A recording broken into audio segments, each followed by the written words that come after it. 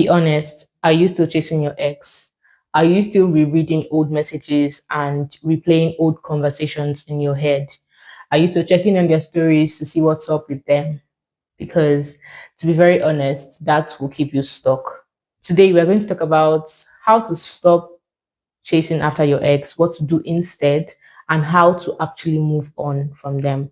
Now let's get straight into the video. Number one is no contacts. You can understand that there are different ways that breakup happens. Some might be mutually, like you and your ex just see that, oh, the relationship is not moving anywhere, so let's just call it off. Another person's own might be cheating, another person's own might be emotional manipulation, another person's own might be abuse, such as violence involving in it. It might be different. But in any of this, no contact is very important.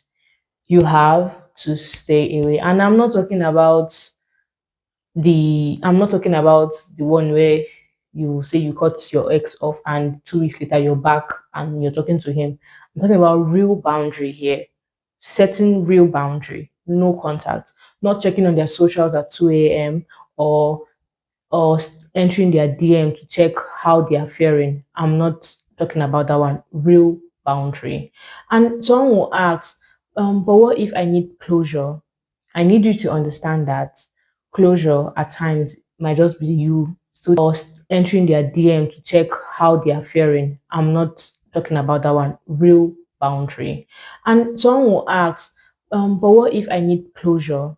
I need you to understand that closure at times might just be you still trying to be emotionally attached to that person. Sometimes you don't need closure. Many a times you don't need closure. You need to understand that closure might not always come from them, but might come from the truth that you're actually willing to accept by yourself. Here's one of the things you can do when it comes to closure. One of the things I did when it comes to closure. Yours might be different. You might want to do yours differently. Now, I wrote a message. Before you say anything, I didn't send it to them. I wrote a message like I am sending it to them, but I did not send it to them. I wrote down everything that I would say to them, all the hurt, the pain, and what I deserve. You don't need to filter the words. This is you writing to them or not sending it to them. So you don't have to feel that you need to sugarcoat the word. Write it how you want to write it. Write it whichever way you want to write it. Another person's own might be voice notes. You might want to sit down and record a voice note to listen to your voice later on. Say everything you would want to say from the person and then don't send it. You can listen to it. And again, you might always want to have the sudden urge to want to text them. It is always going to be there. I mean, someone that has been with you for years, you're not telling me that I don't have access to this person anymore and that the relationship has ended. Here's some of the things that you can do. You can take a walk if it's during the day, and if it's at night that you cannot take a walk because it's not going to be safe, you can listen to songs. You can create a playlist for yourself and listen to songs, or you can spend time with your family and friends.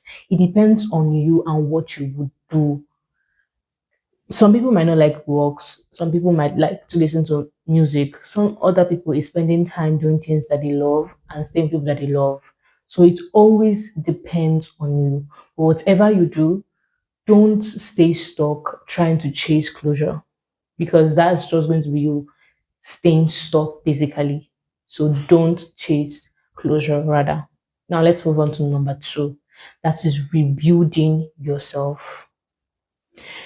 Instead of investing in them, start investing in yourself. Yes, start investing in yourself, because I tell you, there is more to you than that relationship that ended.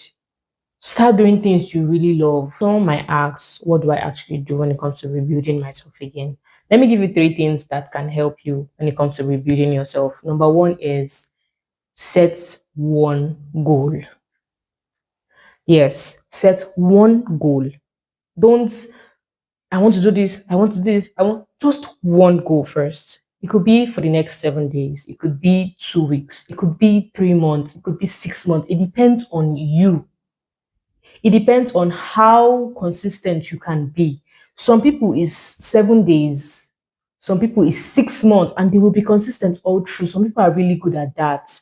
If that's not you, then start small. 7 days, 14 days, then you'll be increasing it.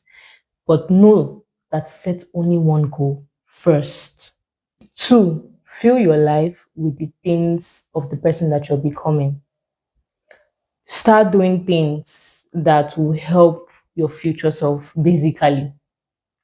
Start doing things that will help your future self. Three, become the main character of your own story. I am the main character of my own story. You are the main character of your own story. Now start acting like that. Start doing that. You can help yourself by changing your habits. What are those habits that you don't want anymore? Change your routine, change your environment if you can. Fitness, eat healthy, set those things as something you really want to do. That main character energy. And be that girl, the healthy looking girl, glowy skin, fit. If it's fitness, pick anyone. It all depends on you. I picked fitness, and every morning, I always make sure I do my exercise every morning. Yours might be fitness. If you don't want fitness, okay, start content creation. Start creating content. It will really help. Okay, you don't want to do that. Okay, you can start writing or start making songs if that's what your passion is. But start becoming that girl that you want to be. Number three is turn your pain into clarity. It is not about finding answers about them, it is about getting clarity about yourself. I remember asking myself, why me? What did I do wrong? Where did I go wrong?